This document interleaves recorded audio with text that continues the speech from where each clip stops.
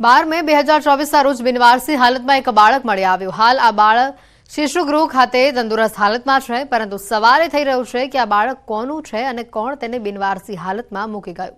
આ તમામ મામલે પોલીસે તપાસ હાથ ધરી છે। પોલીસ તપાસમાં બાળ તસ્કરી થઈ હોવાનું સામે આવ્યું છે, જેમાં બોગસ તબીબ સુરેશ ઠાકોરનું નામ પણ સામેલ છે। સુરેશ ઠાકોર કે જે બોગસ હોસ્પિટલ ખોલી લોકો પાસેથી પૈસા પડાવતો, પોલીસે તેની અટકાયત કરી પૂછપરછ કરતા શિલ્પા ઠાકોરનું નામ પણ સામે આવ્યું છે, જે રાધનપુરના કુશ હોસ્પિટલ ખાતે હેલ્થ વર્કર તરીકે ફરજ બજાવે છે। ખોટા પ્રમાણપત્ર બન્યા છે જન્મના, એ સાઈ કૃપા હોસ્પિટલમાંથી બનાવવામાં આવેલા છે। જે નીરવ મોદીએ જે અમને પ્રાથમિક દસ્તાવેજો આપ્યા છે એના ઉપરથી પુરવાર થાય છે, પરંતુ અમે નગરપાલિકા રાધનપુર પાસેથી બીજી વિગતો માંગવામાં આવેલી છે। સર્ટિફાઈડ નકલો હજી આવો પર બાકી છે, એના પછી જ અમે એ માલુમ કરી શકશું કે કોણ કોણ આમાં સામેલ હતું, હોસ્પિટલમાં કયા કયા કર્મચારીઓ આમાં ઇન્વોલ્વ હતા, એ બાબતે પછી એમાં કાર્યવાહી કરવામાં આવશે। બિનવારસી હાલતમાં મળેલું આ બાળકનું કોકડું આખરે હવે ઉકેલાયું છે અને કોણ કોણની આમાં સંડોવણી છે તેને લઈને પણ તપાસ કરવામાં આવી રહી છે। બાળક તસ્કરી થઈ હોવાનું હાલ તપાસમાં સામે આવ્યું છે। અત્યાર સુધી કુલ 3 આરોપીની ધરપકડ થઈ ચૂકી છે। દિલ્હી ખાતે international cooperative alliance world conference યોજાઈ હતી, જેમાં મહેસાણા દૂધસાગર ડેરીના ચેરમેન અશોક ચૌધરીને ઇન્ટરનેશનલ કોઓપરેટિવ ચેમ્પિયન એવોર્ડ 2024થી સન્માનિત કરવામાં આવ્યા છે। અમેરિકાના વોશિંગ્ટન ડીસીમાં આવેલા US overseas cooperative development council અને ઇન્ટરનેશનલ કોઓપરેટિવ રિસર્ચ ગ્રુપ દ્વારા ચેમ્પિયન્સ એવોર્ડ 2024 માટે તાજેતરમાં જ દૂધસાગર ડેરીના ચેરમેનની પસંદગી કરવામાં આવી હતી। સમગ્ર ભારતમાં ડેરી ક્ષેત્રે આ એવોર્ડ મેળવનાર અશોક ચૌધરી પહેલા ભારતીય છે, જેથી ભારત માટે આ ગૌરવની ક્ષણ કહી શકાય। ઉલ્લેખનીય છે કે ઓસીડીસીની સ્થાપના 1961માં અમેરિકાના રાષ્ટ્રપ્રમુખ જોન એફ કેનેડીએ કરી હતી, જે વિશ્વના દેશોમાં સહકારી પ્રવૃત્તિ માટે કામ કરે છે। અમેરિકામાં વોશિંગ્ટનની અંદર ઓવરસીઝ કોઓપરેટિવ ડેવલપમેન્ટ કાઉન્સિલ કરીને ઓસીડીસીનું ટૂંકું નામ છે, એ સંસ્થા છે।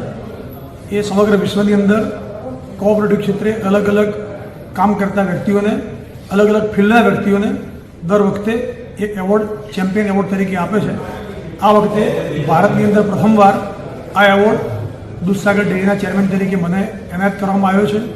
બધી જ પ્રકારની આપણી જે પણ કામગીરી હોય એના બધા જ પેપરો તપાસ્યા પછી એનું રિસર્ચ ગ્રુપ છે, એ રિસર્ચ કર્યા પછી એવોર્ડ આપવામાં આવતો હોય છે। તો એના માટે હું એ સંસ્થાનો પણ આભાર માનું છું।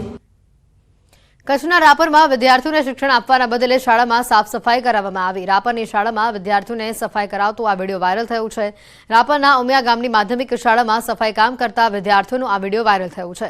શિક્ષણ આપવા બદલે વિદ્યાર્થીઓને શાળાનું મેદાન સાફ કરાવવામાં આવ્યું। વિડીયોમાં વિદ્યાર્થીઓ ગ્રાઉન્ડ લેવલિંગ અને ઘાસ દૂર કરતા નજરે પડ્યા છે। શાળાનો વિડીયો સોશિયલ મીડિયા પર વાયરલ થયો છે।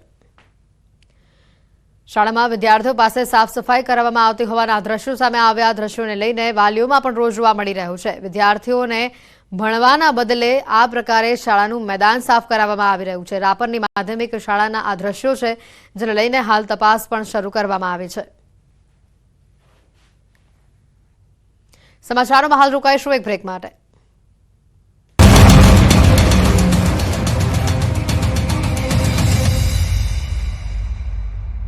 गिरते 6000 करोड़ રૂપિયાનું બોજ મારનાર શ્રી 420 ભૂપેન્દ્રસિંહ ઝાલાના પાપનો ઘડો ભરાઈ ગયો છે।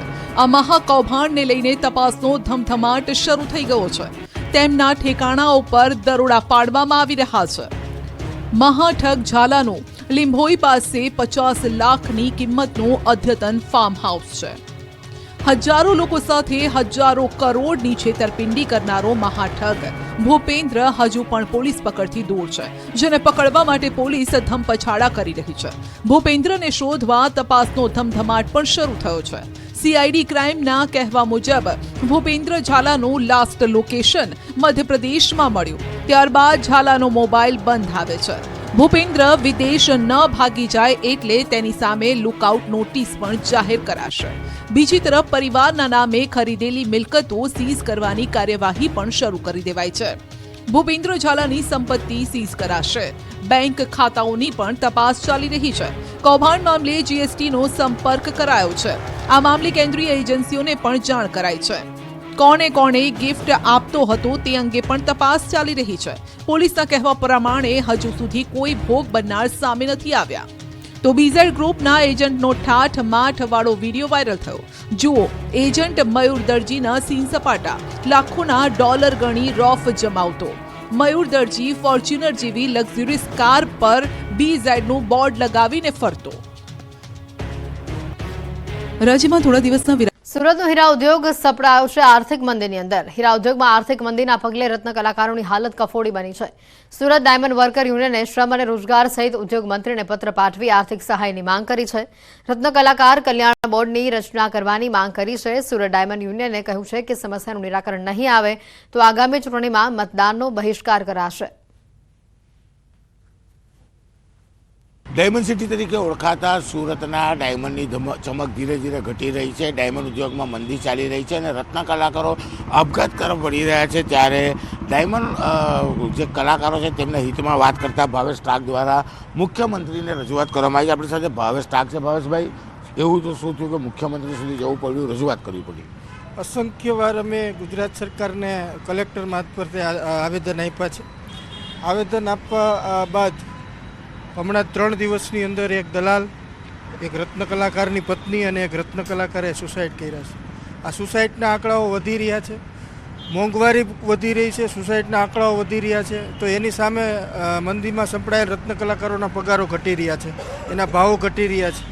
ઇન્ડસ્ટ્રીની અંદર 2 વર્ષથી આ મંદી છે. સરકારને રજૂઆત કરી કે ભાઈ આર્થિક પેકેજ જાહેર કરો, રત્ન કલાકાર કલ્યાણ બોર્ડની સ્થાપના કરો. ગુજરાતના 25 લાખ રત્ન કલાકારોના હિતની વાત કરતું ડાયમંડ વર્કર યુનિયને કાલે ગાંધીનગરમાં જઈ અને ગાંધીનગરમાં સીએમ કાર્યાલયમાં, ઉદ્યોગ મંત્રીના કાર્યાલયમાં અને શ્રમ અને રોજગાર મંત્રીના કાર્યાલયમાં રૂબરૂ લેટરો આપ્યા છે.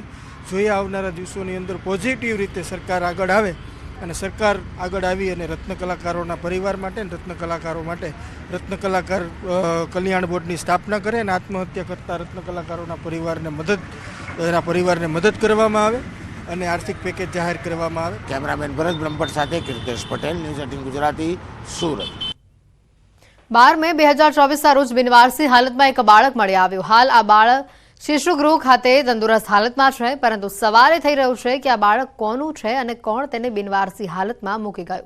આ તમામ મામલે પોલીસે તપાસ હાથ ધરી છે. પોલીસ તપાસમાં બાળ તસ્કરી થઈ હોવાનું સામે આવ્યું છે, જેમાં બોગસ તબીબ સુરેશ ઠાકોરનું નામ પણ સામેલ છે. સુરેશ ઠાકોર કે જે બોગસ હોસ્પિટલ ખોલી લોકો પાસેથી પૈસા પડાવતો. પોલીસે તેની અટકાયત કરી પૂછપરછ કરતા શિલ્પા ઠાકોરનું નામ પણ સામે આવ્યું છે, જે રાધનપુરના કુશ હોસ્પિટલ ખાતે હેલ્થ વર્કર તરીકે ફરજ બજાવે છે. ખોટા પ્રમાણપત્ર બન્યા છે જન્મના, એ સાઈકૃપા હોસ્પિટલમાંથી બનાવવામાં આવેલા છે. જે નીરવ મોદીએ જે અમને પ્રાથમિક દસ્તાવેજો આપ્યા છે એના ઉપરથી પુરવાર થાય છે. પરંતુ અમે નગરપાલિકા રાધનપુર પાસેથી બીજી વિગતો માંગવામાં આવેલી છે. સર્ટિફાઈડ નકલો હજી આવો ઉપર બાકી છે. એના પછી જ અમે એ માલુમ કરી શકશું કે કોણ કોણ આમાં સામેલ હતું, હોસ્પિટલમાં કયા કયા કર્મચારીઓ આમાં ઇન્વોલ્વ હતા. એ બાબતે પછી એમાં કાર્યવાહી કરવામાં આવશે. બિનવારસી હાલતમાં મળેલું આ બાળકનું કોકડું આખરે હવે ઉકેલાયું છે અને કોણ કોણની આમાં સંડોવણી છે તેને લઈને પણ તપાસ કરવામાં આવી રહી છે. બાળક તસ્કરી થઈ હોવાનું હાલ તપાસમાં સામે આવ્યું છે. અત્યાર સુધી કુલ 3 આરોપીની ધરપકડ થઈ ચૂકી છે. દિલ્હી ખાતે international cooperative alliance world conference યોજાઈ હતી, જેમાં મહેસાણા દૂધસાગર ડેરીના ચેરમેન અશોક ચૌધરીને ઇન્ટરનેશનલ કોઓપરેટિવ ચેમ્પિયન એવોર્ડ 2024થી સન્માનિત કરવામાં આવ્યા છે. અમેરિકાના વોશિંગ્ટન ડીસીમાં આવેલા US overseas cooperative development council અને ઇન્ટરનેશનલ કોઓપરેટિવ રિસર્ચ ગ્રુપ દ્વારા ચેમ્પિયન્સ એવોર્ડ 2024 માટે તાજેતરમાં જ દૂધસાગર ડેરીના ચેરમેનની પસંદગી કરવામાં આવી હતી. સમગ્ર ભારતમાં ડેરી ક્ષેત્રે આ એવોર્ડ મેળવનાર અશોક ચૌધરી પહેલા ભારતીય છે, જેથી ભારત માટે આ ગૌરવની ક્ષણ કહી શકાય. ઉલ્લેખનીય છે કે ઓસીડીસીની સ્થાપના 1961માં અમેરિકાના રાષ્ટ્રપ્રમુખ જોન એફ કેનેડીએ કરી હતી, જે વિશ્વના દેશોમાં સહકારી પ્રવૃત્તિ માટે કામ કરે છે. અમેરિકામાં વોશિંગ્ટનની અંદર ઓવરસીઝ કોઓપરેટિવ ડેવલપમેન્ટ કાઉન્સિલ કરીને ઓસીડીસીનું ટૂંકું નામ છે, એ સંસ્થા છે.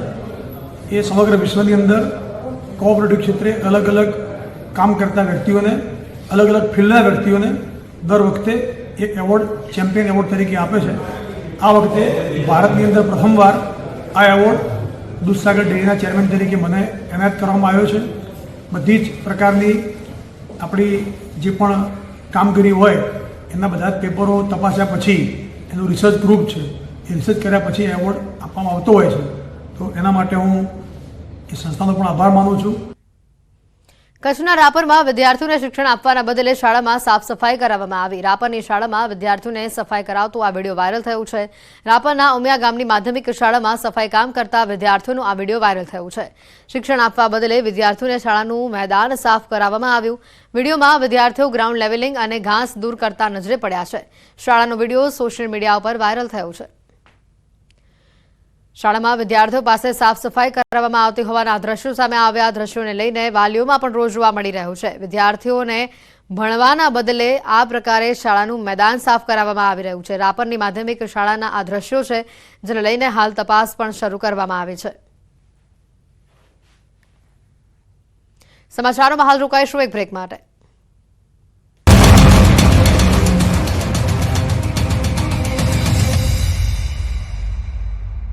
गिरते 6000 કરોડ રૂપિયાનું બૂચ મારનાર શ્રી 420 ભૂપેન્દ્રસિંહ ઝાલાના પાપનો ઘડો ભરાઈ ગયો છે. આ મહાકૌભાંડને લઈને તપાસનો ધમધમાટ શરૂ થઈ ગયો છે. તેમના ઠેકાણાઓ પર દરોડા પાડવામાં આવી રહ્યા છે. મહાઠગ ઝાલાનું લીંભોઈ પાસે 50 લાખની કિંમતનું અદ્યતન ફાર્મ હાઉસ છે. હજારો લોકો સાથે હજારો કરોડની છેતરપિંડી કરનારો મહાઠગ ભૂપેન્દ્ર હજુ પણ પોલીસ પકડથી દૂર છે, જેને પકડવા માટે પોલીસ ધમપછાડા કરી રહી છે. ભૂપેન્દ્રને શોધવા તપાસનો ધમધમાટ પણ શરૂ થયો છે.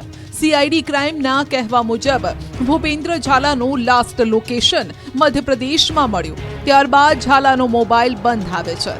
ભૂપેન્દ્ર વિદેશ ન ભાગી જાય એટલે તેની સામે લુકઆઉટ નોટિસ પણ જાહેર કરાશે. બીજી તરફ પરિવારના નામે ખરીદેલી મિલકતો સીઝ કરવાની કાર્યવાહી પણ શરૂ કરી દેવાઈ છે.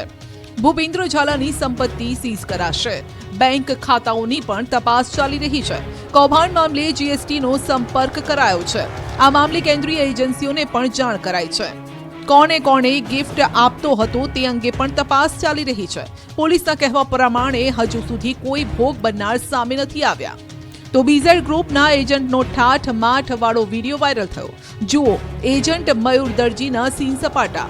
લાખોના ડોલર ગણી રોફ જમાવતો મયુર દરજી ફોર્ચ્યુનર જેવી લક્ઝુરિયસ કાર પર બીઝેડનું બોર્ડ લગાવીને ફરતો. રાજ્યમાં થોડા દિવસના વિરામ બાદ ફરી આઈટી વિભાગ ત્રાટક્યો. મહેસાણાના નામાંકિત રાધે ગ્રુપને ત્યાં અને તેના ભાગીદારો પર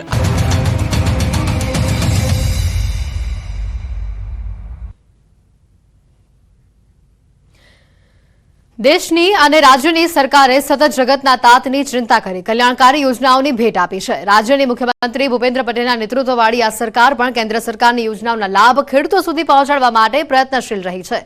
ખેડૂતો માટેની સૌથી મોટી યોજના એટલે કે પીએમ કિસાન સન્માન નિધિ યોજના.